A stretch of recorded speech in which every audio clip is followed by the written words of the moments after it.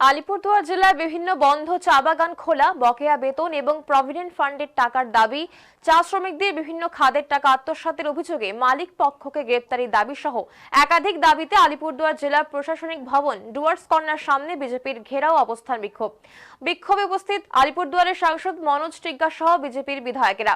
জানা গেছে, এদিন আলিপুরদুয়ার জেলা বিজেপি কার্যালয় থেকে বিভিন্ন বন্ধ চা বাগানে মজদুরদের নিয়ে একটি বিক্ষোভ মিছিল আয়োজন করা হয়।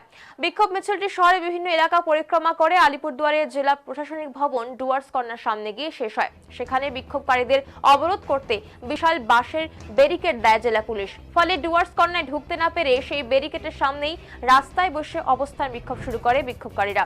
তাদের দাবি, প্রশাসন যতক্ষণ না পর্যন্ত এই বিষয়ে সদুদ্যোগ নিচ্ছে ততক্ষণ পর্যন্ত তারা অবস্থান বিক্ষোভ চালিয়ে যাবে।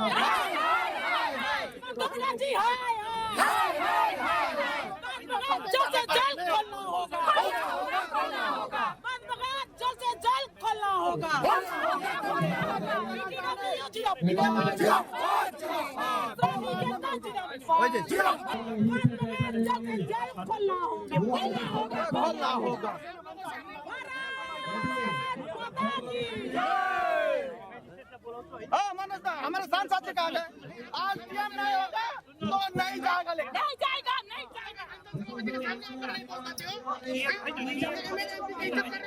इधर आओ।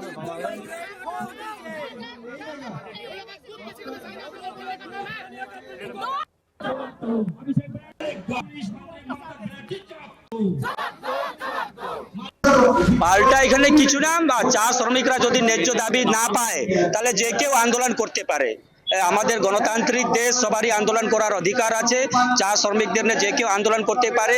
আমরা একটা রাজনৈতিক দল, বিশ্বের সবচেয়ে বড় দল, এবং আমাদের ট্রেড ইউনিয়ন বিটিডব্লিউ আমরা আমাদের মতন আন্দোলন করতেছি। কে আন্দোলন করছে আমি আবারও বলি, আমাদের গণতান্ত্রিক দেশে সাধারণ মানুষের, চা শ্রমিকদের সমস্যা নিয়ে যে কেউ আন্দোলন করতে পারে, কারো বাধা নেই।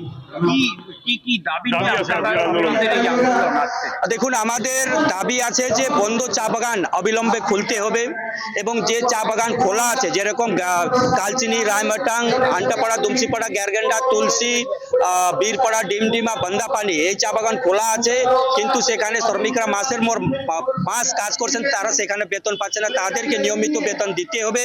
যে বোনাস শ্রম দপ্তর 20% ঘোষণা করেছিল, অনেক চা বাগান 10% এবং 15% দিয়েছে, এবং বাকি আছে সেই বোনাস, যে বাকি বোনাস, বকায়া বোনাস, সেটা অবিলম্বে দিতে হবে। পাশাপাশি মিনিমাম ওয়েজ অবিলম্বে লাগু করতে হবে, যেটা কেন্দ্র সরকার অনেক আগে বলে দিয়েছে। মিনিমাম ওয়েজ চা বাগানে লাগু করতে হবে। রিটায়ারমেন্টের বয়স যেটা 58 আছে সেটা 60 করতে হবে, এবং জমির যে পাট্টা দেওয়া আছে, পাট্টা কাকে দেওয়া হয়? যারা শরণার্থী থাকে তাদেরকে দেওয়া হয়। চা বাগানে যে আদিবাসী গোর্খারা থাকেন, শ্রমিকরা, তারা দীর্ঘদিন ধরে এখানে বসবাস করছেন, আদি নিবাসী এখানকার। তো জমির পাট্টার বদলে আমাদেরকে জমির মালিকানা অধিকার আমাদেরকে দিতে হবে। চা বাগানে বিশুদ্ধ পানীয় জলের ব্যবস্থা করতে হবে। রেশন কেন্দ্র সরকার দিচ্ছে 35, কিন্তু সেখানে দুর্নীতি হয়ে যাচ্ছে। সেখানে অনেক চা বাগান আছে যেখানে সঠিক মতন রেশন দিচ্ছে না, সে রেশন আমাদেরকে দিতে হবে সঠিক মতন, এবং চা বাগানের স্বাস্থ্য পরিষেবা আরো উন্নত করতে হবে। এইসব দাবি নিয়ে আমরা আজকে এখানে অবস্থান বিক্ষোভ করছি। যতক্ষণ আমাদের কথা শোনা হবে না ততক্ষণ আমাদের অবস্থান বিক্ষোভ চলতেই থাকবে। পাল্টা এখানে কিছু না, চা শ্রমিকরা